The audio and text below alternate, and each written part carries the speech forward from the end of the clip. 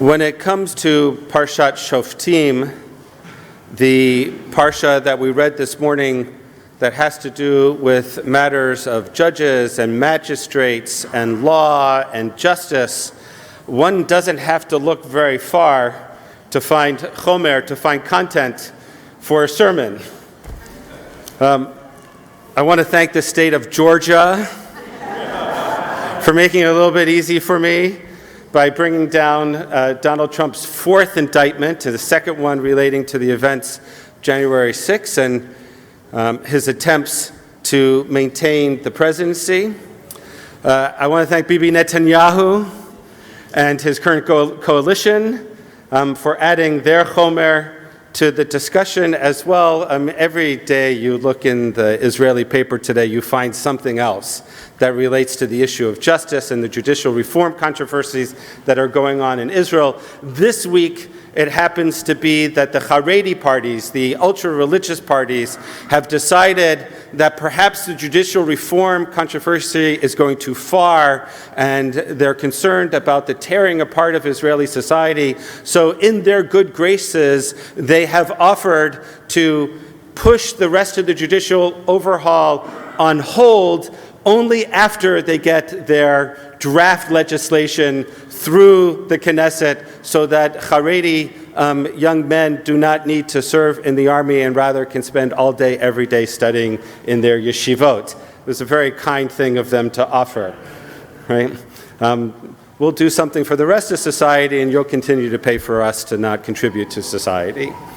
And then, of course, I have to stop our friend, I have to thank our friend Justice Rosie Abella for publishing a really important opinion piece in the Washington Post, which kind of brings all of these issues of justice that are taking place in our society today into sharp focus. She wrote a column that was adapted from her speech when she received the 2023 Ruth Bader Ginsburg Medal of Honor from the World Jurist Association. And in this op-ed, she writes about the regressive climate in which we find ourselves vis-a-vis the law, especially the judiciary. She writes, "The critics call the good news of an independent judiciary the bad news of judicial autocracy. They call women and minorities seeking the right to be free from discrimination special interest groups seeking to jump the queue. They call efforts to reverse discrimination. They say courts should only interpret, not make law, thereby ignoring the entire history of common law. They call the advocates for diversity biased and defenders of social stagnation impartial. They prefer ideology to ideas, replacing exquisite demographic choreography of checks and balances with the myopic march of majoritarianism." Wow. And then she says, we need to put justice back in charge.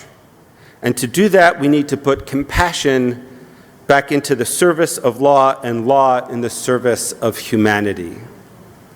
We need the rule of justice, she says, not just the rule of law. Otherwise, what's the point of law, of lawyers? What good is the rule of law, she asks, if there's no justice? And to make justice happen, we can never forget how the world looks to those who are vulnerable. And if you don't know Rosie's story about being born in a DP camp and coming here after the war and her father not able to work as a lawyer and passing before he could see the progress and success and the impact that she has had not only on Canada as a member of our Supreme Court, but on the world for her work in human rights and in feminism, look her up. Because hers is a reminder constantly for her and for all of us of the need to take care of those who are vulnerable in our society. And Rosie didn't just write these words on the paper or in the Washington Post. She spent the last year at Harvard Law School as a visiting professor. One of the courses she taught was called Law and Literature. And when I asked her why she was teaching such a course and what she hoped to accomplish, her answer was exactly what she wrote in this opinion piece.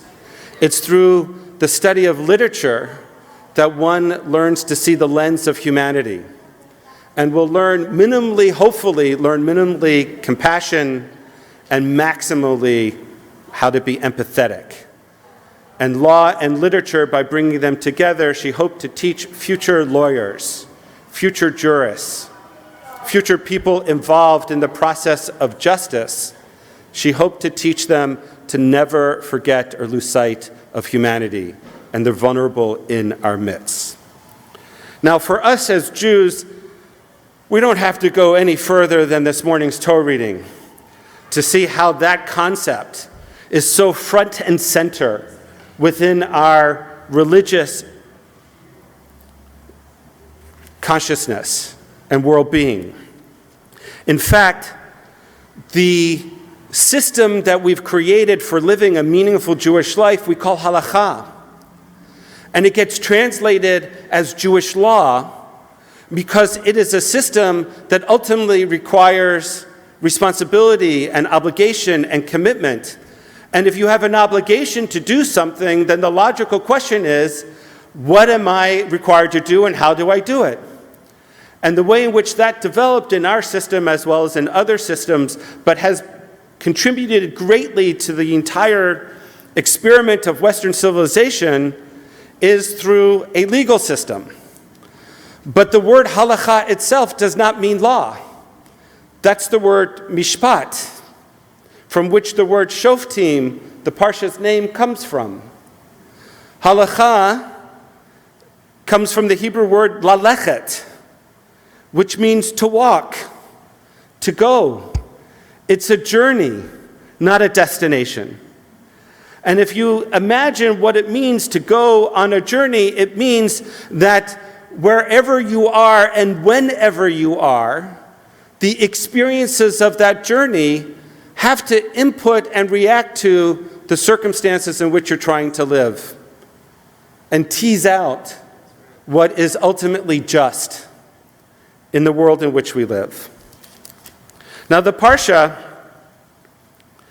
starts off in the very beginning. Lo tateb mishpat, lo takir panim, lo tikach shochad, ki ha-shochad ya'aver einei chachamim, v'yisalef divrei tzadikim.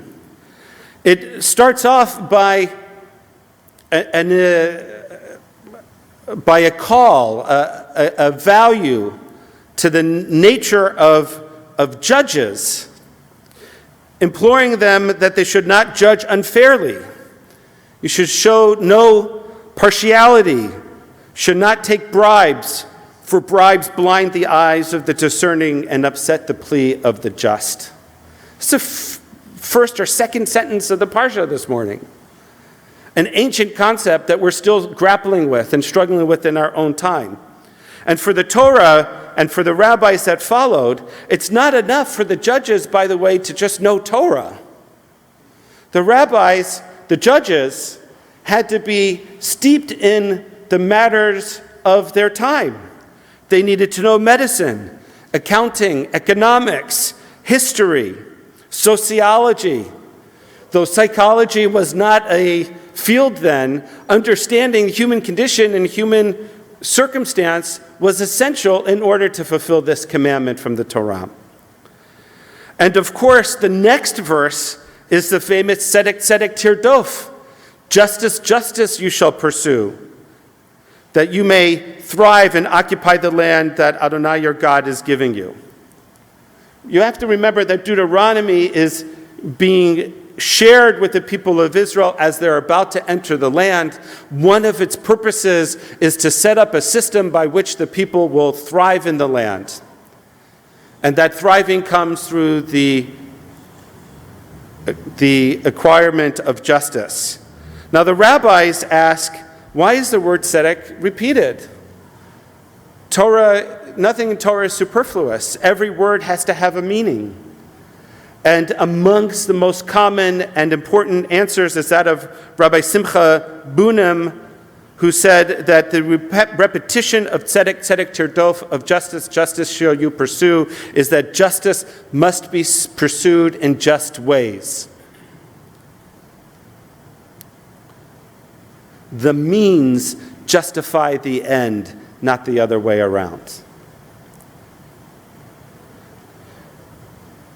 Also in the Parsha, V'haya kishivto al kisei mamlachto, that when the king is seated on his royal throne, V'katavlo et mishnei haTorah hazot, he shall write for himself this Torah, al sefer milifnei hakohanim al vi'im, it shall be for him a scroll by his side, and read to him by the Levi'im and the priests on a regular basis. In other words, the king, the ruler, has to have the Torah at his side and has to constantly be referring to it in order to make sure that the decisions in that time frame that he made would be decisions that were based on the values of Torah and not just on the whim of the fact that he had the authority to rule.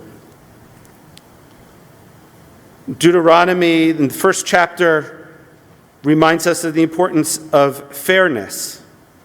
What Rabbi Elliot Dorff, who writes in one of the essays in the back of the Eitz Chaim Chumash, by the way, there are 12 essays in the back of the Eitz Chaim Chumash only on the topic of the Bible and law. 12 different essays. You want to know how important this concept it is? Go take a look at these 12 essays. Elliot Dorff's essay is entitled Justice. Rabbi Dorff was my teacher. I know he was Rabbi Friar Batzen's teacher as well. He probably taught Rav Baruch at some point in time in his career as well. Rabbi Dorff not only is a rabbi and was head of the Jewish Committee of Jewish Law and Standards of the Rabbinical Assembly, he also taught legal philosophy at UCLA's medical school. And his essay of justice is very important. He talks about the difference between substantive justice and procedural justice. Procedural justice has to do with the placement of courts in convenient locations, and substantive justice has to do with prohibition against bribes and prejudice and the outcome of justice on creating a just society. And what Rabbi Dorff points out, which is so true in the tradition, in our tradition, is that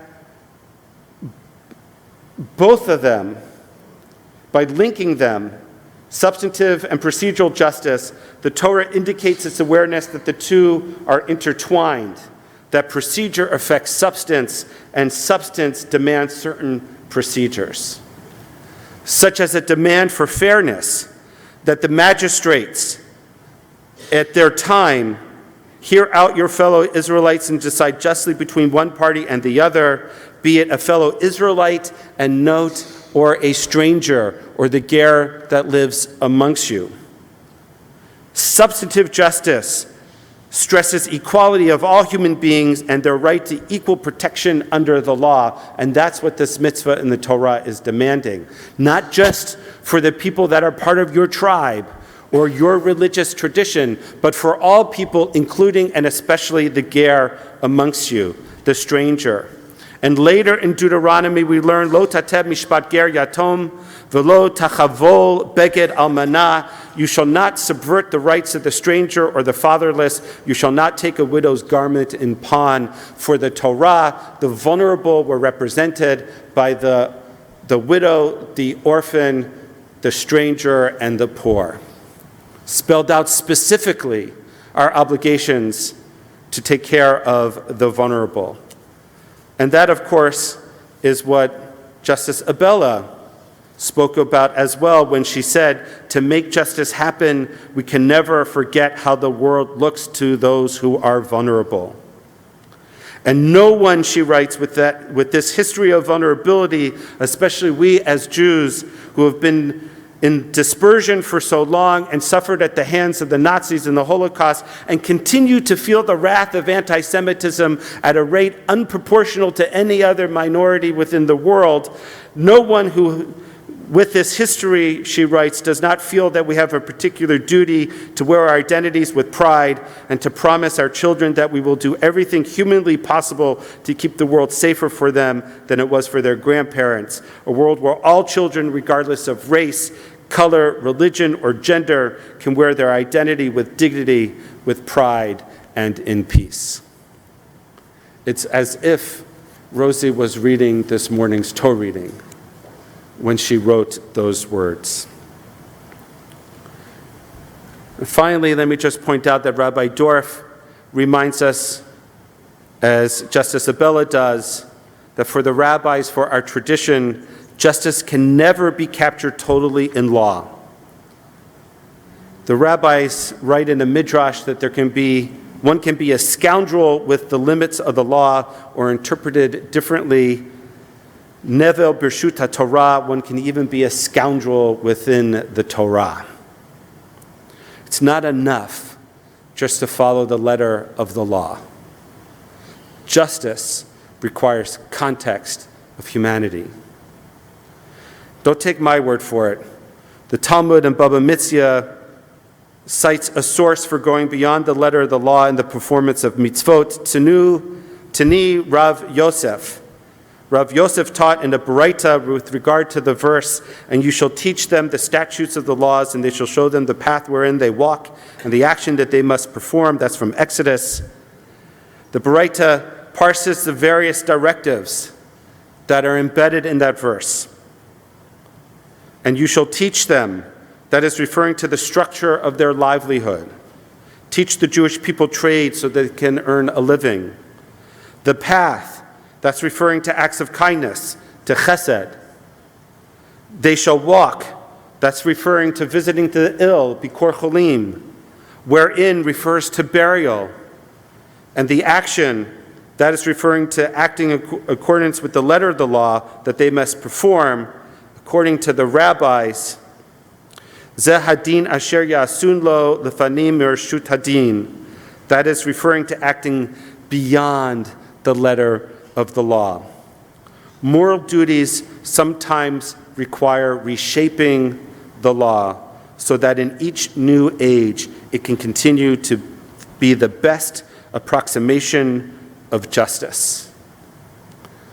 Or as Rosie Abella said it, that's common law. That's common law. For us as Jews, justice in the Torah is a divine imperative.